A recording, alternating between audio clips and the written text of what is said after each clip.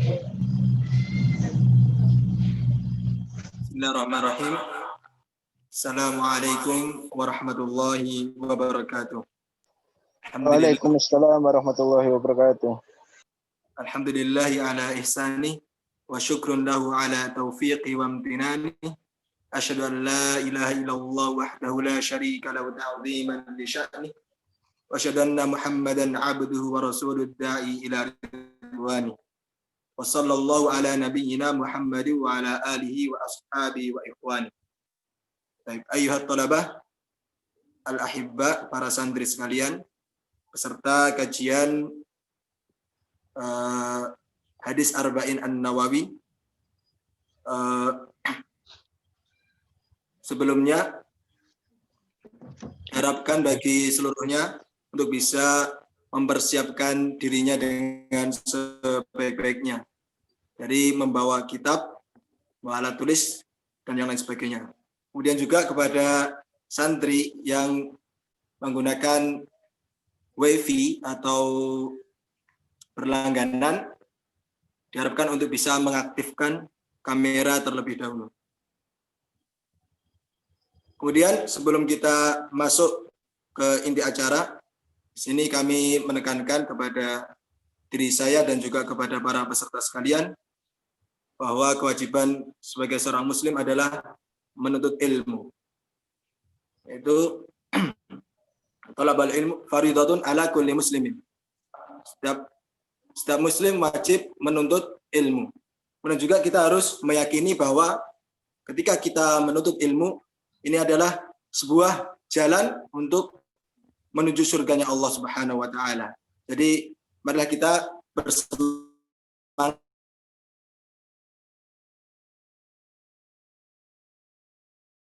ketika sudah kita memiliki ilmu atau berilmu, kita amalkan ilmu yang telah kita miliki. Kemudian setelah kita amalkan, kita sebarkan atau kita dakwahkan kepada orang lain. Jadi nanti ketika pemateri Al-Ustadzuna Abu Ahmad Hafizahullah memberikan faedah atau memberikan ilmu, diharapkan bagi seluruh peserta untuk bisa mencatatnya. Setelah mencatat ilmu yang diberikan, kita amalkan di kehidupan sehari-hari. Setelah kita berhasil untuk mengamalkannya, kita sebarkan atau kita dakwahkan kepada orang lain. Tanpa berpanjang-panjang, kepada Syekhun Al-Fadil, Al-Ustadzun Al-Karim, Ustadz Abu Ahmad Rahmat Hafizahullah Ta'ala, mashkuran ma'jura. Bismillahirrahmanirrahim.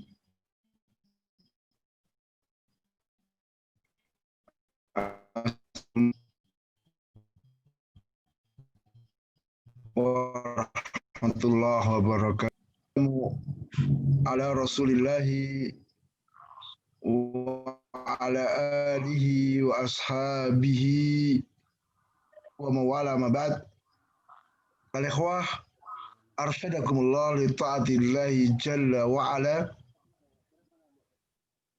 Kita terus bersyukur kepada Allah Ta'ala, karena Allah memberikan taufik kepada kita untuk bertolabul ilmi. Dan ini satu hal yang sangat penting. Karena dengan bertolabul ilmi, kita ini akan terjadi fitnah. Baik fitnah yang berupa syubhat ataupun syahwat. Dengan ilmu ini, Allah akan membimbing kita di atas jalan yang lurus. Jalan yang mengantarkan kita ke surga Allah Ta'ala. Karena ikhwah, ketika kita ini berhenti, malas untuk bertolabul ilmi, maka akan sangat mudah didatangi oleh syaitan dengan berbagai macam syubhat dan syahwatnya. Sehingga akhirnya kita ini lupa dengan ilmu yang sudah kita pelajari.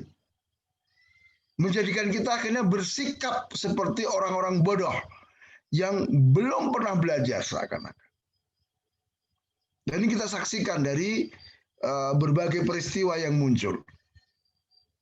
Ya, sebagian orang yang sudah lama belajarnya, tapi mungkin setelah itu dia berhenti belajar atau bagaimana. Ketika muncul suatu perkara, dia seperti orang linglung, tidak bisa bersikap. Nah, maka kita syukuri nikmat kita bisa bertolabul ilmi. Ya, meskipun kita hanya melalui Zoom. Ini nikmat besar. Kalau zaman dulu, seandainya terjadi peristiwa seperti ini, kita nggak bisa apa-apa. Ya kan? Boleh dengarkan rekaman saja. Nah, maka kita syukuri. Saya Pak Ikhwah, rahmatullah, kita sampai di Al-Hadithul Ashir, hadis ke-10. An Abi Hurairah radhiyallahu ta'ala anhu qala Rasulullah sallallahu alaihi wasallam, innallaha ta'ala tayyibun la yaqbalu illa tayyiban wa innallaha amara al-mu'minina bima amara bihil mursalin.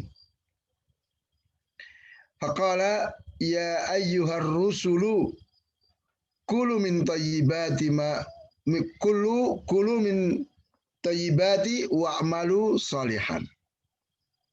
Wa qala ya ayyuhalladzina amanu kulu min tayyibati ma razaqnakum.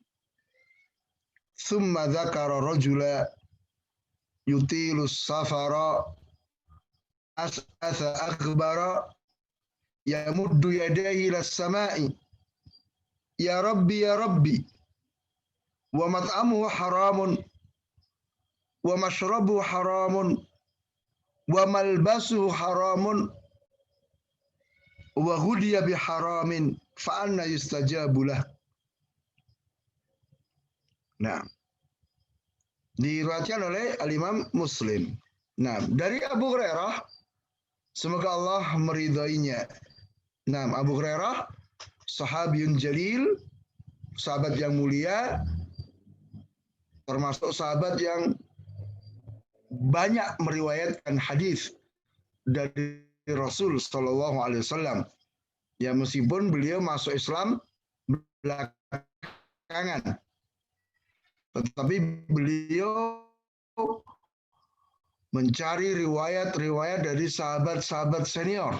Seorang yang zuhud, seorang yang fakir, tetapi semangat menuntut ilmu sangat luar biasa. Dikisahkan beliau sampai menggagal. Ya.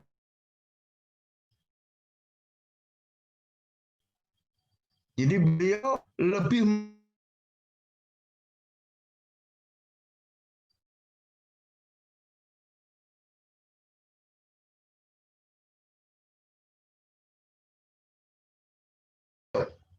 semangat dalam menuntut ilmu. Beliau menyatakan bahwa Rasul Shallallahu Alaihi Wasallam itu pernah bersabda,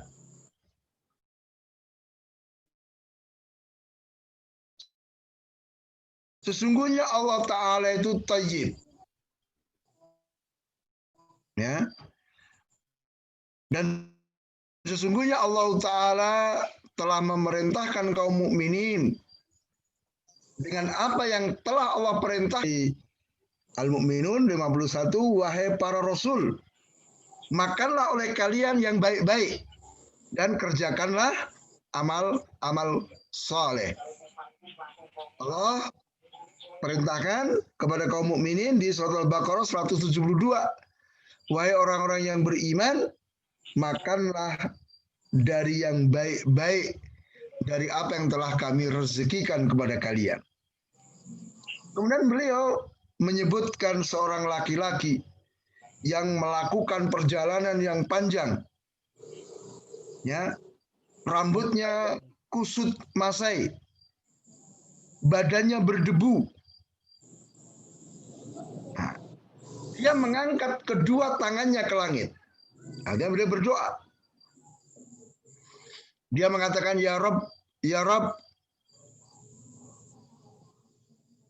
Dan makanannya haram, minumannya haram, pakaiannya haram, dan dia ditumbuhkan dengan yang haram. Maka bagaimana akan dijawab doa itu?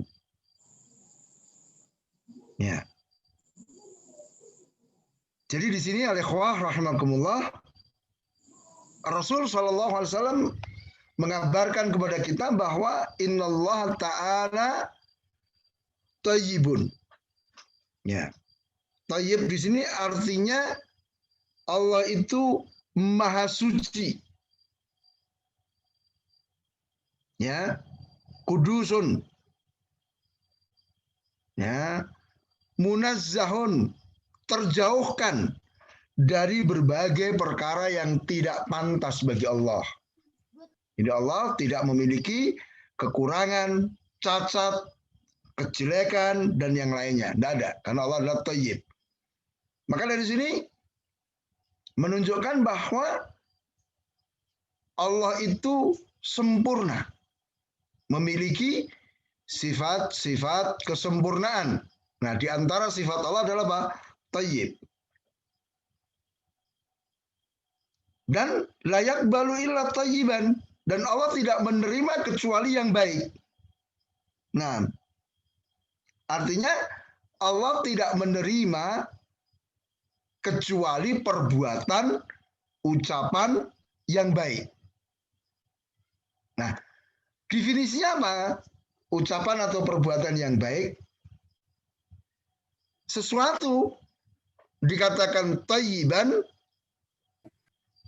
ya, kalau memiliki dua syarat. Terkumpul padanya dua syarat. Yang pertama, ikhlas untuk Allah Ta'ala. Yang kedua, mengikuti tuntunan Rasul Sallallahu Alaihi Wasallam. Itu baru dikatakan baik. Jadi ucapan itu dikatakan ucapan yang baik kalau ucapan itu diniatkan ikhlas karena Allah dan ucapan itu sesuai dengan tuntunan Rasul Sallallahu Alaihi Wasallam. Perbuatan itu dikatakan perbuatan baik ketika orang itu mengerjakan niatnya untuk Allah dan dia melakukan sesuai dengan tuntunan Rasul Sallallahu Alaihi Wasallam. Maka dari sini pula ikhwah arsyadakumullah li ta'atillah jalla wa ala, hal yang sangat tidak masuk akal kalau kemudian dikatakan apa? Ada bid'ah hasanah. Bid'ah yang thayyibah. Nggak ada. Kenapa? Karena bid'ah itu sesuatu yang menyelisih tuntunan Rasul. Meskipun niatnya baik, tetapi ketika caranya tidak sesuai dengan tuntunan Rasul, maka itu tertolak. Itu kejelekan. Ya antum Masya Allah ikhlas melakukan sholat subuh untuk Allah Ta'ala, tetapi tanpa rukuk, tanpa sujud. Diterima nggak kira-kira? Atau sholat subuhnya, wah ini supaya amalan kita tuh wah lebih banyak, maka sengaja sholat subuhnya 4 rakaat misalnya. Ikhlas untuk Allah. Maka itu bukan thayyib. Nah, jadi Allah tidak menerima kecuali yang baik. Kemudian sesungguhnya Allah Ta'ala telah memerintahkan kaum mukminin dengan apa yang diperintahkan kepada para Rasul. Nah, maka ini menunjukkan tentang agungnya perkara yang diperintahkan oleh Allah. Kenapa? Karena perkara itu diperintahkan kepada kaum mukminin dan sebelumnya telah diperintahkan kepada para rasul, ya, yaitu pemimpin kaum mukminin. Nah, jadi dalam kalimat tadi, Allah memerintahkan kepada kaum mukminin dengan apa yang diperintahkan kepada para rasul, ini menunjukkan dorongan motivasi yang sangat kuat. Wahai kaum mukminin, aku perintahkan kalian dengan apa yang telah aku perintahkan kepada para rasulku. Berarti perkara ini perkara besar dan Allah Ta'ala sangat menginginkan untuk kaum mukminin mengerjakannya. Nah, apa yang diperintahkan dalam ayat? Ya. Pertama, ya ayyuhar rusul, kulu min thayyibati wa'malus salihah. Wahai para rasul, makanlah yang baik dan kerjakan amal soleh. Ini sama dengan ya ayyuhalladzina amanu kulu min thayyibati ma razaqnakum. Wahai orang yang beriman, makanlah yang baik dari apa yang telah kami berikan kepada kalian. Nah, at-thayyibatu minal ma'kulat wal masyrubat, ya. Yang baik di makanan dan minuman itu tentu yang pertama adalah yang halal. Prinsipnya tuh yang halal. Yang kedua, dikatakan thayyibat ketika tidak membahayakan. Karena nanti ada kan orang-orang tertentu dengan kondisi tertentu itu makanan yang halal itu kadang tidak baik untuk dia. Ya. Jadi misalnya orang yang mungkin menderita flu yang berat misalnya. Es teh itu halal enggak? Halal. Tapi baik enggak untuk orang yang mau flu atau menderita flu influenza? Enggak baik. Memperparah sakitnya. Maka itu tidak thayyib. Ya. Orang kena penyakit tipes. Rujak itu halal enggak?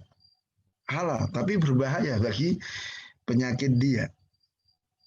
Maka thayyibah itu prinsipnya halal, kemudian tidak menimbulkan bahaya bagi orang yang memakannya. Nah, maka kemudian Rasul Shallallahu Alaihi Wasallam menyebutkan tentang seseorang yang melakukan perjalanan safar yang panjang. Ya. Sehingga orang itu kusut. Rambutnya kusut, nggak rapi, pakaiannya nggak rapi, badannya berdebu. Nah, dikabarkan orang itu mengangkat kedua tangannya ke langit. Dia berdoa kepada Allah. Dia panggil, ya Rob, ya Rob. Itu. Maka ini sesungguhnya menunjukkan perkara-perkara yang menjadikan doa seseorang itu terkabulkan. Jadi di antara waktu mustajabah untuk berdoa adalah apa? Ketika sedang bepergian. Sehingga ketika ada seorang sahabat ya ingin melakukan suatu perjalanan, maka Umar bin Khattab pun mengingatkan, jangan lupa engkau doakan kami. Karena bepergian itu adalah salah satu waktu yang mustajab untuk berdoa. Nah, ada lagi waktu-waktu lain ya. Ada waktu lain yang juga mustajab untuk berdoa. Nah, ad-din sebutkan. Satu waktu bepergian, waktu safar. Yang kedua apa? Antara adzan dan iqamah, Ustaz. Antara adzan dengan iqamah. Barakallahu fikum. Irfan. Waktu mustajab untuk berdoa. Irfan. Jumat sore, Tat. Jumat sore. Nah, Kemudian Bagas. Sepertiga akhir pada malam hari, Tat. Sepertiga malam terakhir, nah di waktu malam ya. Barakallahu fikum. Andika. Masih ada lagi waktu mustajab untuk doa?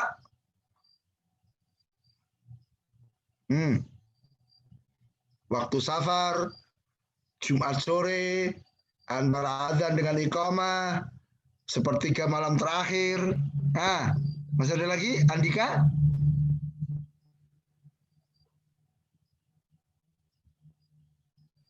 Di Arafah. Di Arafah, waktu bukan tempat.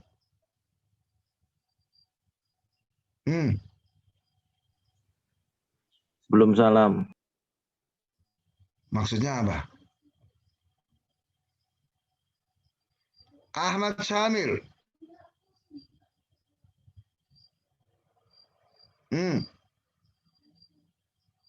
Waktu mustajab untuk doa.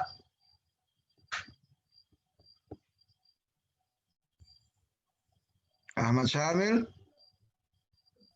Saya enggak tahu, Ustaz. Nggak tahu. Faizul. Faizul MKS. Ya, Ah, kapan? orang yang tersakiti. Wah, Oh, waktu. iya, waktu Oh, mustajab. safar. Hah? Safar. Ya kan sudah. Ketika safar. Sudah waktu safar, Jumat sore, sepertiga malam terakhir, antara adzan dengan iqamah. Terus yang kelima, Tatkala hujan deras. ayo barofi ketika hujan deras. 6. Kemudian Ziki Ramdhani. Masih ada lagi waktu?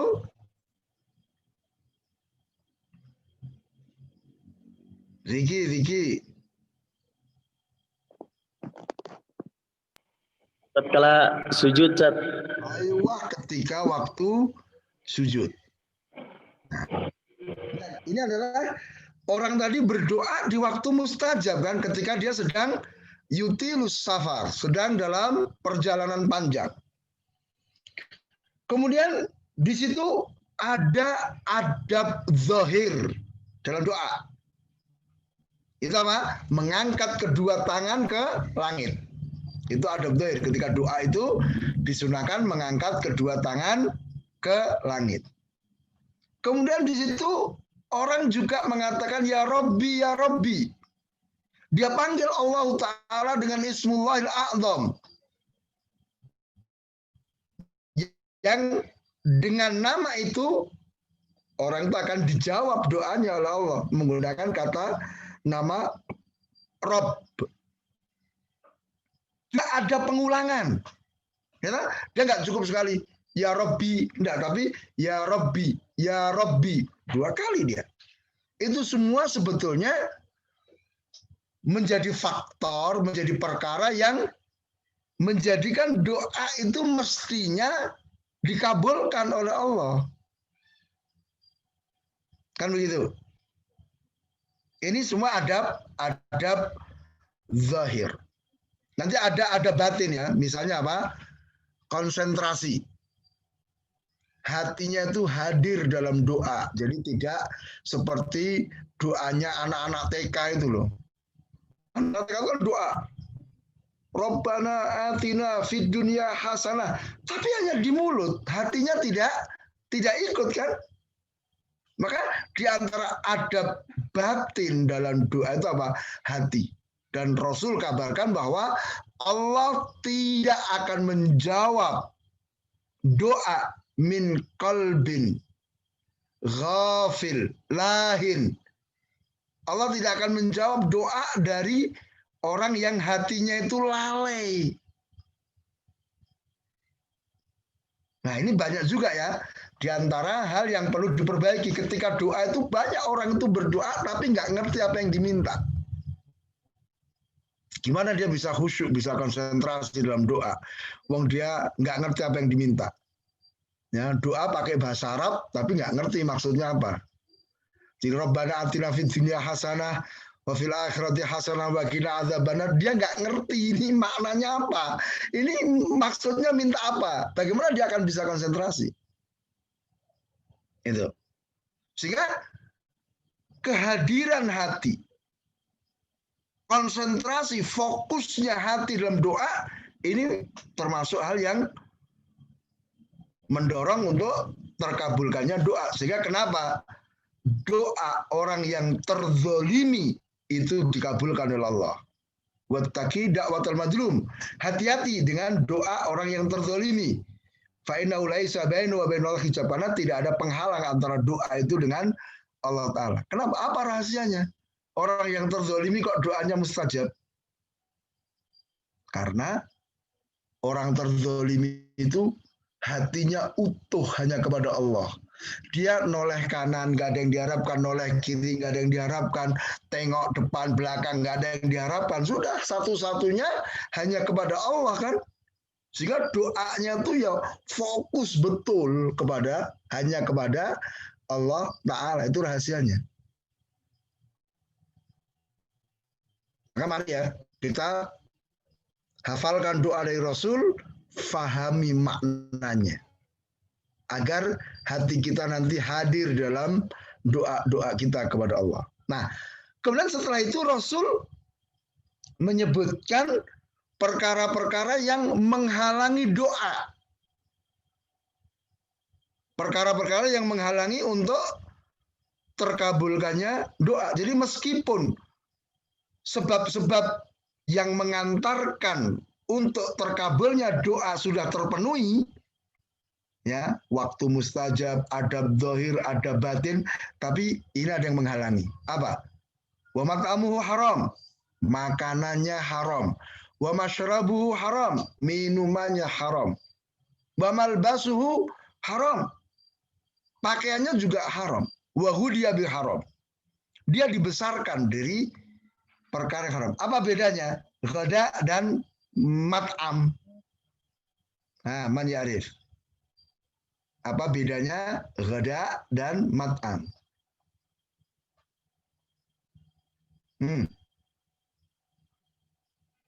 Sama atau beda? Beda. Beda. Dari mana tahu beda? Kalau hoda itu pemberian dari orang tua atau yang lainnya, yang wali yang mengurusi dia saat itu. Jadi dia diberi makan. Kalau mat'am? Kalau matam dia bisa cari makan sendiri. Nah, barakallahu fikum. Yang jelas beda. Karena apa? Itu kan ada wawu ataf kan? Sesuatu yang digandengkan dengan wawu ataf itu sesuatu yang berbeda. Bisa dipahami? Maka mat'am itu beda dengan ghada. Nah, taib. Jadi kalau mat'am itu sesuatu yang dimakan. Sesuatu yang dimakan. Sedangkan ghada itu lebih umum dari makanan. Jadi sesuatu yang bisa menumbuhkan fisik seseorang. Itu namanya apa? Ghada. Maka berarti apa? Mat'am, makanan itu termasuk bagian atau jenis dari ghada. Tetapi tidak setiap ghada itu mesti makanan. Bisa difahami? Itu faedah penting itu. Ya. Saya ulang ya. Jadi kalau mat'am, to'am itu sesuatu yang dimakan, ya, nasi, kemudian gandum, ya, sesuatu yang makan, bakwan itu, ya kan? Kalau ghada itu segala sesuatu yang bisa menumbuhkan fisik badan seseorang. Maka tidak mesti berupa makanan. Ya, maka Rasul katakan bagaimana akan dikabulkan doanya ketika dia makan yang haram, minum yang haram, pakaiannya haram, dibesarkan dari yang haram.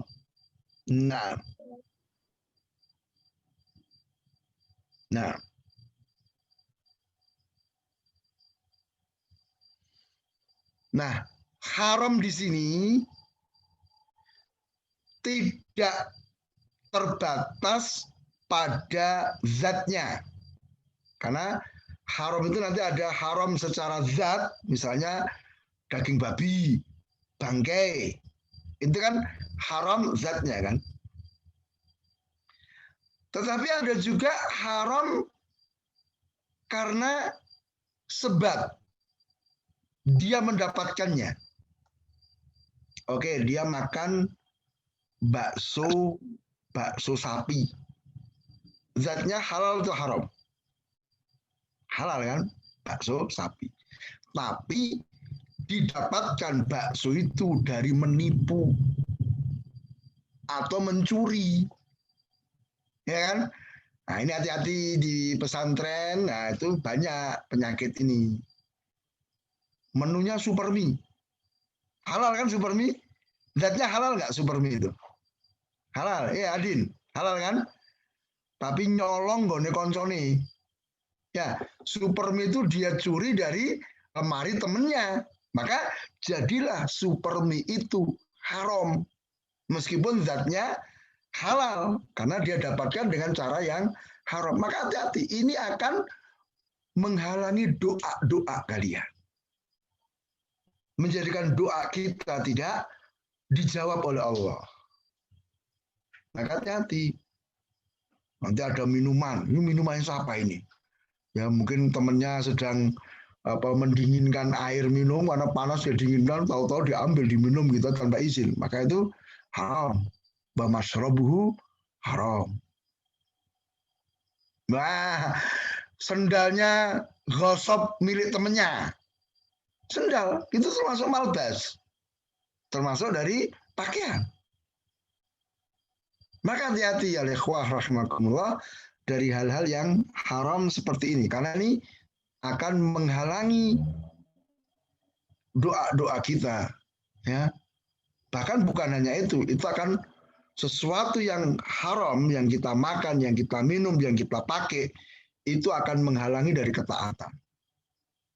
Bahkan membuat kita berat untuk berdoa kepada Allah Ta'ala. Doa aja tidak mau akhirnya. Karena makan yang haram, minum yang haram. Ya. Ketika seorang makan dan minum yang haram, dia kecondongannya itu kepada maksiat-maksiat. Maka nanti koreksi ya, ketika misalnya kita menghafal Al-Quran, kok sulit? Nggak hafal-hafal. Atau setelah hafal cepat sekali hilang. Koreksi, yang kita makan apa, yang kita minum apa, yang kita pakai apa, kita dibesarkan dari mana. Ya. Hindari kedoliman-kedoliman yang ikhwah. Hal-hal yang dilarang oleh syariat kita tinggalkan. Nah, tape. Ya. Jadi meskipun ya jadi seharusnya orang tadi, laki-laki tadi doanya itu dikabulkan. Seharusnya kenapa? Waktu safar, ya kan? Adab zahir dia sudah laksanakan ya, angkat tangan, dia ulangi doanya, dia sebut nama Allah Ta'ala. Tapi karena ada hal yang menghalangi, maka menjadikan doa itu tidak dijawab oleh Allah Ta'ala. Kemudian ada faedah lain yang berkenaan dengan hadis ini, yaitu apa? Hendaknya masing-masing kita perhatian dengan ucapan dan perbuatan kita. Ingat, innallaha thayyibun la yaqbalu illa thayyiban. Maka kita harus hati-hati. Jangan sampai kita bicara, jangan sampai kita berbuat kecuali yang baik. Nah, hendaknya kita berusaha membersihkan, menghilangkan kotoran-kotoran yang ada pada ucapan dan perbuatan kita. Sehingga ucapan dan perbuatan kita itu menjadi ucapan dan perbuatan yang thayyiban, yang diterima oleh Allah Tabaraka wa Ta'ala. Nah, dan di sini kita harus paham bahwa Allah hanya menerima yang baik saja. Hanya menerima ucapan, perbuatan yang baik. Maka kalau terkotori dengan riya, terkotori dengan sum'ah, terkotori dengan niatan-niatan duniawi, Allah tidak akan menerima. Hati-hati ya. Kenapa? Riya, sum'ah, itu mengotori. Tetapi yang lebih bahaya juga adalah apa? Iradatul dunia. Seseorang menginginkan dunia dengan ucapan dan amalannya. Ya kalau riya dan sum'ah, kalau dia hanya menginginkan pujian, toh. Tapi kalau iradatul dunia itu lebih luas lagi. Dia pengen kedudukan, dia pengen mendapatkan harta, dia ingin dan seterusnya. Nah, kemudian dalam pendidikan, hendaknya kita mendidik diri kita, mendidik murid-murid kita, sehingga baik seluruh anggota badannya. Lisannya baik, perbuatannya baik, hatinya juga baik. Itu arah kita ke sana, pendidikan itu. Terlebih ya kita sebagai penghafal Al-Quran. Mari terutama yuk kita bersihkan, kita perbaiki hati kita. Karena di hadis yang sebelumnya sudah kita baca, ala fil jasadi mudghah. Idza salahat saluhal jasadu kullu, idza fasadat fasadal jasadu kullu. Ala wal qalbu. Hati itu kalau baik, baik semua anggota badan. Kalau hati itu rusak, rusak semua anggota badan, ya kan? Maka pendidikan arahkan. Ya. Hendaknya masing-masing kita mendidik diri kita, mendidik orang lain untuk memperbaiki seluruh anggota badannya. Nah, kemudian memakan yang halal, mengkonsumsi yang baik, mengerjakan amal soleh, itu diperintahkan oleh kepada seluruh manusia. Baik manusia biasa ataupun para rasul dan nabi. Kemudian, tadi sudah saya singgung ya, kalau yang haram itu memperberat kita. Ya, maka makanan yang halal, minuman yang halal, pakaian yang halal, itu akan membantu kita dalam mengerjakan amal-amal ibadah, amal-amal kebaikan. Nah, kemudian al-ikhwah rahimakumullah, ada faedah penting juga dari hadis ini apa? Menetapkan bahwa Allah itu di atas. Nah, menunjukkan, mengisyaratkan bahwa Allah itu di atas. Ya, dari mana diambil? Fadli. Fadli. Dari mana? Kalimat mana yang menunjukkan bahwa Allah itu di atas?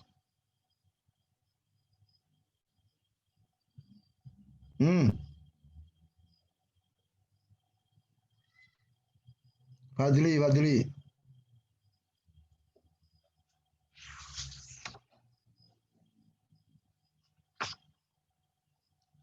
Fadli hadir kah? Al-ghaib.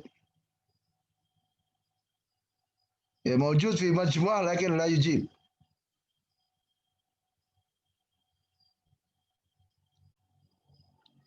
Farhan Al-Bali. Mana yang menunjukkan bahwa Allah di atas? Yang yamuddu yadaihi las sama. Na'am barakallahu fiik. Yamuddu yadaihi las sama, mengangkat kedua tangannya ke atas, ke langit. Menunjukkan bahwa Allah itu di atas. Nah, kemudian juga hendaknya kita tidak bosan-bosan berdoa. Karena dalam hadis ini apa? Ya Robbi, kan diulang-ulang kan penyebutannya. Nah, ya. Kemudian bentuk syukur atas nikmat rezeki diantaranya dengan apa? Mengerjakan amal soleh. Ya kan? Kulu min thayyibati wa'malu salihan. Nah, taib. Naktafi ya. Satu hadis di malam hari ini. Silakan kalau ada pertanyaan.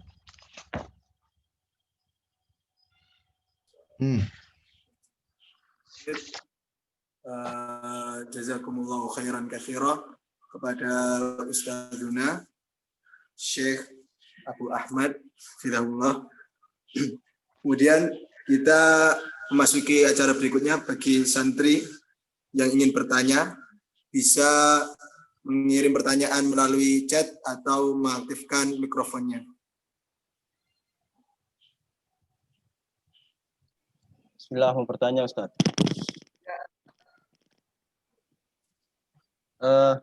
Ya, hukum memakan sisa jamuan tamu yang dananya itu berasal dari dana pondok, Ustaz.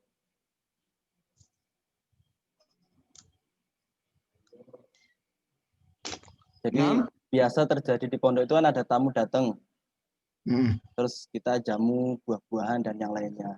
Nah, ketika jamuan tersebut sisa, itu halal enggak untuk kita makan? Dananya kan dari dana pondok. Berarti miliknya pondok kan? Berarti miliknya pondok. Ya, silakan minta izin ke pondok. Boleh nggak dimakan? Gitu.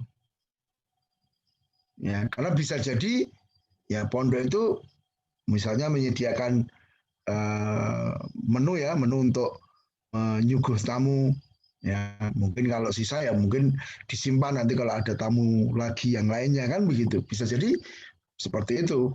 Ya, jadi berarti ketika tamunya sudah pulang kemudian masih ada itu free, siapapun boleh ngambil, enggak. Ya, maka silahkan minta izin ke pondok, ke pengurus pondok. Boleh nggak saya makan itu? Saya pengen nih, Ustaz. Boleh saya makan itu? Begitu. Ya, wallahu ta'ala. Ya, untuk kehati-hatian kita. Ya. Nanti sebenarnya ada di hadis ke-11 yaitu apa? Da'ma yaribuka ila ma la yaribuk. Tinggalkan yang meragukan kepada yang tidak meragukan. Udah tinggalkan aja, ya kan? Menuju yang yakin, yang nggak usah makan itu. Begitu Allah Ta'ala.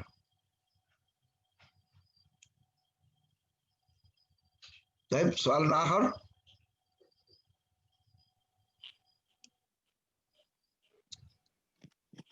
Ini ada pertanyaan Ustaz, bagaimana hukum memakan makanan sesajen atau yang digunakan untuk mengagungkan sebuah pohon atau batu besar? Itu kan ada sesajen seperti makanan ayam bakar atau yang lainnya. Bagaimana hukum makanan tersebut? Apakah haram atau halal? Difatwakan oleh Syekh Shalih Fauzan hafizahullah ta'ala bahwa makanan yang berasal dari acara-acara yang tidak disyariatkan, acara-acara bid'ah, apalagi itu kesyirikan, maka itu haram untuk dimakan. Gitu. Ya, apalagi tadi jelas misalnya ayam misalnya. Jelas dia disembelih untuk kesyirikan. Nah, itu ayatnya kan jelas. Apa? Ayatnya ada yang tahu. Hurimat alaikum man yahfadil ayah. Hurimat alaikum al-maitatu waddama wa lahmal waddamu walamul khinzir Wa ma uhilla bihi li ghairillah. Wa ahsanta wa ma uhilla bi li ghairillah. Apa yang disembelih untuk selain Allah. Jelas itu diharamkan. Nah. Ya. Nah, wallahu ta'ala alam.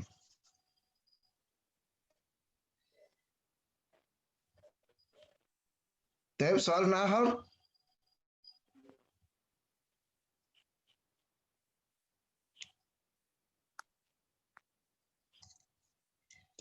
Taib, ada pertanyaan lagi Ustadz. Ketika kita setelah mendengarkan kajian, pengaruhnya yaitu lebih semangat dan percaya diri, tapi belum tentu hari berikutnya seperti itu. Bagaimana cara kita menjaga dalam hal itu, hal atau perbuatan baik kita, Ustaz?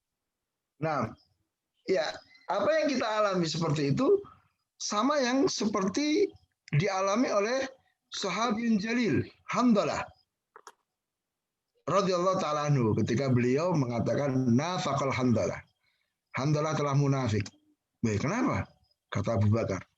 Ya, kita kalau di hadapan Rasul, di majelisnya Rasul seakan-akan melihat surga dan neraka. Tapi begitu kita pulang disibukkan dengan pekerjaan, disibukkan dengan urusan rumah, disibukkan oleh anak dan itu sehingga kita lupa dengan apa yang sudah kita pelajari di hadapan Rasul. Kata Abu Bakar, loh, kalau begitu saya juga sama.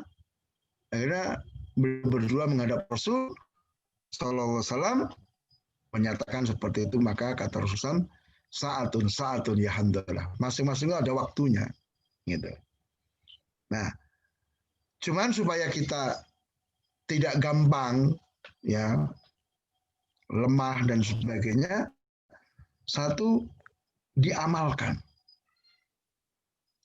Ilmu yang sudah kita pelajari itu diamalkan. Karena ilmu itu dipelajari untuk diamalkan, bukan sekedar untuk wawasan. Masih dikatakan jahil sampai dia mengamalkan ilmunya. Jadi kalau sekedar sudah taklim, ngerti hukum ini, hukum tapi dia belum mengamalkan, masih dianggap jahil sampai dia mengamalkan ilmunya. Gitu. Jadi ya, kita berusaha untuk mengamalkan setiap apa yang sudah kita pelajari. Kemudian berdoa kepada Allah Ta'ala, minta untuk sabat, untuk dikokohkan. Ya muqallibal qulub, tsabbit qalbi ala dinik. Ya musarrifal qulub, sarrif qulubana ila ta'atika. Doa seperti itu. Teman yang baik. Nah, kalau kita nih kumpulannya sama pemalas-pemalas, ya kita akan terpengaruh jadi malas. Tapi kalau kita ini kumpul sama orang-orang soleh, orang-orang yang memiliki semangat yang tinggi, ya kita akan terpacu juga. Gitu. Maka teman-teman yang jelek, singkirkan hal-hal yang memang itu akan mengganggu kita. Memang kita ini fikrahnya luar biasa. Ya.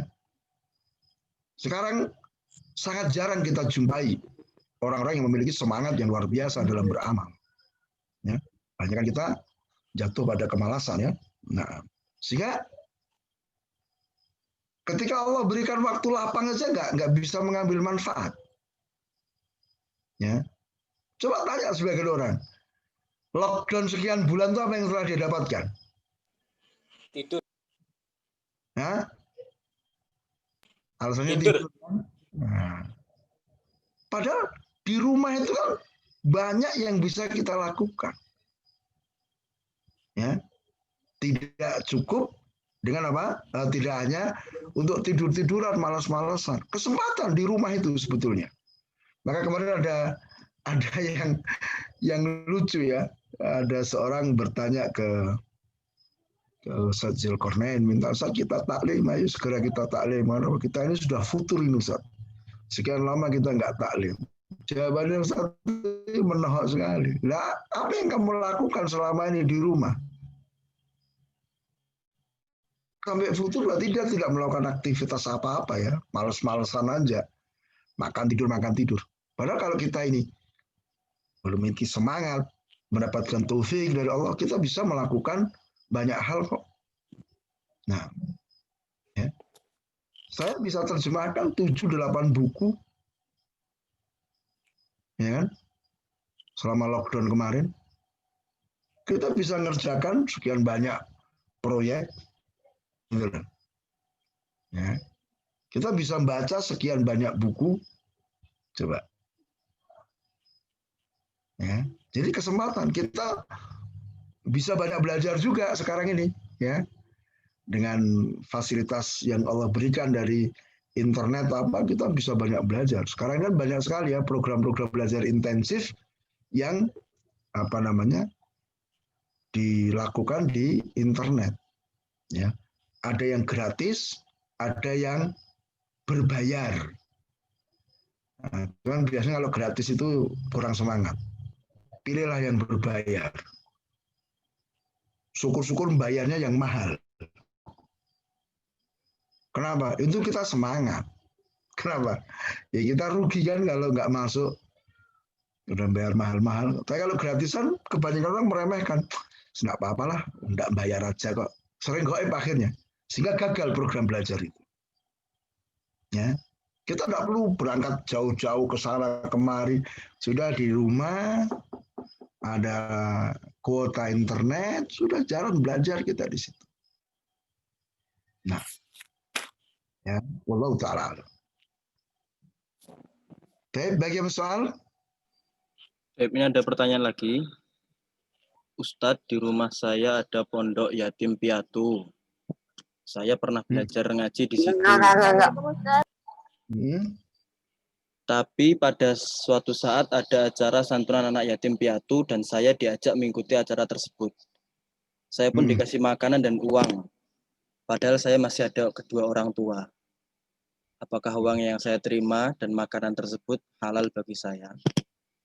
Ya, mungkin kalau acara pas makan ya siapapun mungkin sebagai tamu ya. Khususnya seperti itu nggak ada masalah. Cuman kalau uang, ya uang itu yang mungkin dianggap mestinya santunan untuk anak yatim, ya sedangkan kita ini bukan kategori anak yatim, ya mestinya ini kita kembalikan.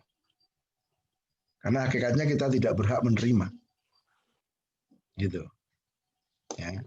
Wallahu ta'ala alam.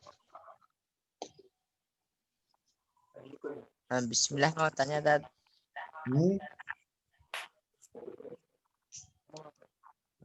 Adakah doa mustajab pada saat hujan turun, Tad? Doa mustajab pada waktu hujan turun itu umum. Kamu mau doa apapun, silakan minta kepada Allah kebaikan-kebaikan duniawi, kebaikan akhirat, kebaikan agama, silakan. Tidak ada doa khusus kecuali doa turun hujan itu kan. Nah, tapi adapun apa yang dimaksud doa mustajab pada waktu hujan itu umum sifatnya, doa apapun. Sama ketika misalnya antum doa antara azan dengan iqamah, silakan minta apapun. Yang jelas mintalah kebaikan dunia akhirat, mintalah kebaikan untuk agamamu dan kebaikan untuk kaum muslimin dan seterusnya. Nah, wallahu ta'ala. Itu pada saat turun hujan atau kehujanan, Tad? Ya pas turun hujan. Jadi antum kalau doa nggak perlu antum ke halaman hujan-hujanan terus berdoa gitu ya, enggak. Antum dalam rumah misalnya ketika hujan deras antum berdoa, nggak ada masalah. Kan waktu gitu loh. Ya, waktu turun hujan. Ya, hujan deras. Ya, tidak harus pas waktu kehujanan. Wah, nanti orang kena hujan-hujan semua nanti. Kalau disyaratkan untuk istijabah doa itu harus kehujanan, enggak. Nah, itu ya Allah Ta'ala alam. Ada lagi? Mau tanya, Tat. Mungkin kita cukupkan kajian malam hari ini. Kami ucapkan jazakumullah khairan katsiran kepada Ustaz Abu Ahmad atas faedah yang diberikan kepada kita semua. Kemudian sebelum kita tutup, Kami menekan. Aduh. Ya mungkin untuk kajian pada malam hari ini kita cukupkan. Kami ucapkan jazakumullahu khairan katsira kepada Ustadz Abu Ahmad. Kemudian sebelum kita tutup, kami mengingatkan kepada diri kami pribadi dan juga kepada para peserta sekalian untuk mengamalkan ilmu yang telah kita ilmu yang telah kita dapatkan, terutama pada kajian malam hari ini. Di antara faedah yang tadi diberikan yaitu berdoa pada waktu-waktu yang mustajabah, kemudian juga melakukan adab-adab dohir ketika berdoa, di antaranya mengangkat kedua tangan ke langit, memanggil nama Allah dengan yang paling agung, kemudian mengulang-ulangnya, dan konsentrasi dan hatinya ikut hadir dalam berdoa. Kemudian juga kita juga menghindari perkara-perkara yang menghalangi terkabulnya doa, di antaranya memakan makanan yang haram, minum minuman yang haram, dan menggunakan pakaian-pakaian yang haram. Mungkin kita cukupkan kajian pada malam hari ini.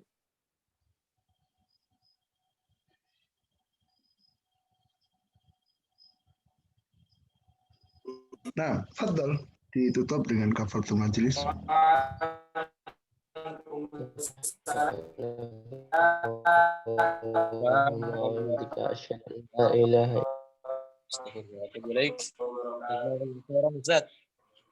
Betul, Zat.